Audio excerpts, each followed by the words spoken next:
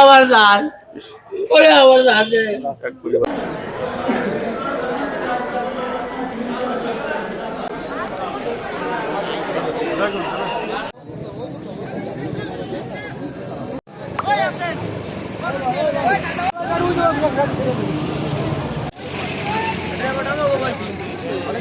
আমরা আপনারা জানেন ইতিমধ্যে একটি মর্মান্তিক সড়ক দুর্ঘটনা ঘটেছে, সেটি মুকসেদপুর থেকে ফরিদপুরগামী একটি বাসে এই দুর্ঘটনা ঘটেছে। আমরা এর মধ্যে জেনেছি যে 7 জন মারা গিয়েছেন, খুবই হৃদয় বিদারক ঘটনা।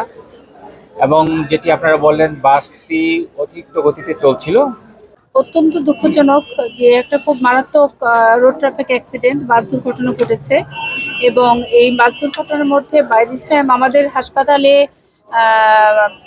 প্রায় 30-35 জন পেশেন্ট এমনিতে এসেছেন, কিন্তু অলরেডি তার মধ্যে 5 জন পেশেন্ট এসেছেন যারা আস্তে আস্তেই কিন্তু মারা গেছেন, মানে ব্রড ডেথ হয়েছে আর কি। আচ্ছা, আমরা প্রশাসনের দৃষ্টি থেকে যেটা দেখি যে একটা দুর্ঘটনা ঘটে গেলে তারপরে অনেক বিষয় সামনে চলে আসে।